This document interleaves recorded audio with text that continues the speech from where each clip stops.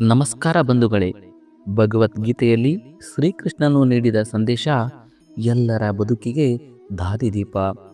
ಭಗವಾನ್ ಶ್ರೀಕೃಷ್ಣರ ಮಾತುಗಳನ್ನು ಬದುಕಿನಲ್ಲಿ ಅಳವಡಿಸಿಕೊಂಡರೆ ಜೀವನ ಇನ್ನಷ್ಟು ಖುಷಿಯಿಂದ ಕೂಡಿರುತ್ತದೆ.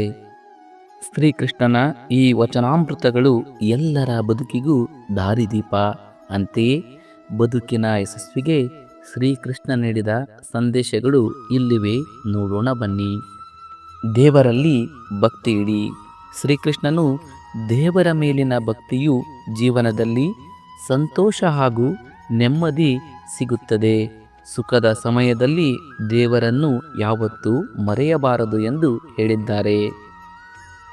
ಕೋಪದ ಮೇಲೆ ನಿಯಂತ್ರಣವಿರಲಿ, ದುರಾಸೆ ಬೇಡ. ಶ್ರೀಕೃಷ್ಣನು ಕ್ರೋಧ, ಲೋಭ ಹಾಗೂ ಮೋಹಗಳಿಂದ ದೂರವಿರಿ ಎಂದು ಹೇಳಿದ್ದಾರೆ. ಈ ಮೂರು ವಿಚಾರಗಳು ಕೆಟ್ಟ ಕೆಲಸವನ್ನ ಮಾಡಲು ಅನುವು ಮಾಡಿಕೊಡುತ್ತವೆ. ಇದು ಬದುಕು ಹಾಗೂ ಸಂಬಂಧವನ್ನ ಹಾಳು ಮಾಡುತ್ತವೆ ಎಂದು ಹೇಳಿದ್ದಾರೆ. ಜೀವನದಲ್ಲಿ ಸಾವಿನ ಬಗ್ಗೆ ಭಯಬೇಡ. ಹುಟ್ಟಿದ ಪ್ರತಿಯೊಬ್ಬ ವ್ಯಕ್ತಿಗೂ ಸಾವು ಖಚಿತ. ಸಾವಿಗೆ ಯಾವತ್ತೂ ಭಯಪಡಬೇಡಿ. ಜೀವನದಲ್ಲಿ ಎಲ್ಲವನ್ನೂ ಧೈರ್ಯದಿಂದ ಸ್ವೀಕರಿಸಿ. ಸದಾ ಸಂತೋಷವಾಗಿರಿ. ಬದುಕು ಎಂದ ಮೇಲೆ ಕಷ್ಟ ಸುಖಗಳು ಸಾಮಾನ್ಯ. ಹೀಗಾಗಿ ಕಷ್ಟಗಳು ಬಂದರೆ ಕುಗ್ಗಬೇಡಿ. ಎಲ್ಲವನ್ನೂ ಧೈರ್ಯದಿಂದ ಎದುರಿಸಿ ಸದಾ ಸಂತೋಷವಾಗಿರಲು ಪ್ರಯತ್ನಪಡಿ. ನಿಸ್ವಾರ್ಥ ಸೇವಾ ಭಾವನೆ ಇರಲಿ.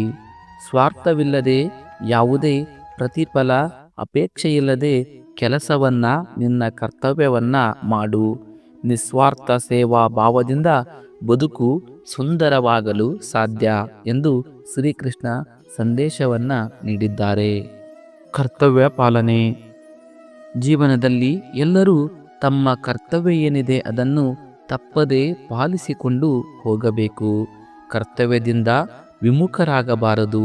ಕರ್ತವ್ಯವನ್ನ ಪ್ರಾಮಾಣಿಕವಾಗಿ ನಿರ್ವಹಿಸಿದರೆ ನಮ್ಮ ಕರ್ತವ್ಯಕ್ಕೆ ತಕ್ಕ ಪ್ರತಿಫಲವನ್ನ ಆ ಭಗವಂತ ನೀಡೇ ನೀಡುತ್ತಾನೆ. ಇದು ಶತಸಿದ್ಧ. ಜೀವನದಲ್ಲಿ ಯಾವತ್ತೂ ಅನುಮಾನ ಸುಳಿಯದಿರಲಿ. ಅನುಮಾನ ಜೀವನದಲ್ಲಿ ಸಂಬಂಧಗಳನ್ನು ನಾಶ ಮಾಡುತ್ತದೆ. ಹೀಗಾಗಿ ಯಾವುದೇ ಸಂಬಂಧವಿರಲಿ, ಯಾರ ಮೇಲೂ ವಿನಾಕಾರಣ ಅನುಮಾನ ಪಡಬೇಡಿ.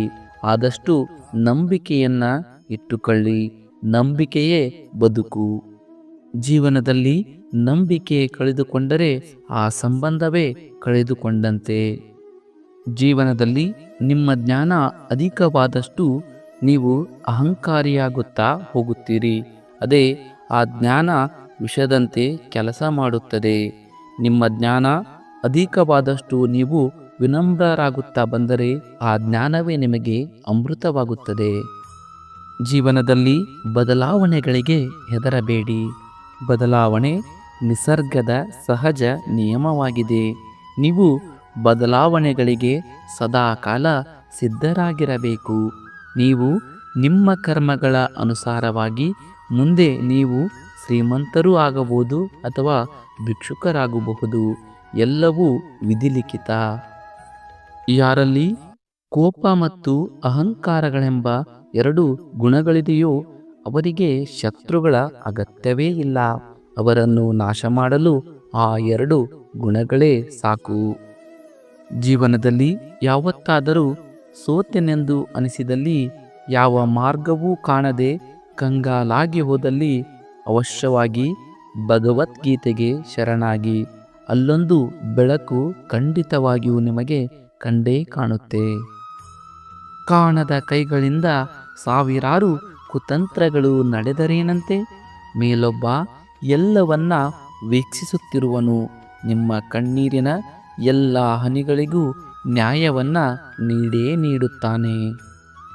ಜೀವನದಲ್ಲಿ ನಿಮ್ಮ ಕರ್ತವ್ಯದಿಂದ ದೂರ ಓಡಬೇಡಿ. ಅದರ ಪರಿಣಾಮ ಒಳ್ಳೆಯದಾಗಿರದಿದ್ದರೂ ಸಹ ಅದನ್ನು ಪೂರ್ಣಗೊಳಿಸಿ. ನಿಮ್ಮ ಕರ್ತವ್ಯವನ್ನ ನೀವು ಪ್ರಾಮಾಣಿಕವಾಗಿ ಮಾಡಿ. ಫಲಿತಾಂಶವನ್ನ ಭಗವಂತನಿಗೆ ಬಿಟ್ಟು ಬಿಡಿ. ಕೇವಲ ನಿಮ್ಮ ಕರ್ಮ ನಿಮ್ಮ ಕೈಯಲ್ಲಿದೆ. ಫಲ ನಿಮ್ಮ ಕೈಯಲ್ಲಿಲ್ಲ. ಶ್ರೀಕೃಷ್ಣನ ಈ ಸಂದೇಶಗಳು ನಿಮಗೆ ಇಷ್ಟವಾಗಿದ್ದಲ್ಲಿ ಈ ವಿಡಿಯೋಕ್ಕೊಂದು ಲೈಕ್ ಕೊಡಿ. ಅದೇ ರೀತಿ ನಮ್ಮ ಚಾನಲನ್ನು ತಪ್ಪದೆ ಸಬ್ಸ್ಕ್ರೈಬ್ ಮಾಡಿ. ಎಲ್ಲರಿಗೂ ಒಳ್ಳೆಯದಾಗಲಿ. ಶುಭ ದಿನ.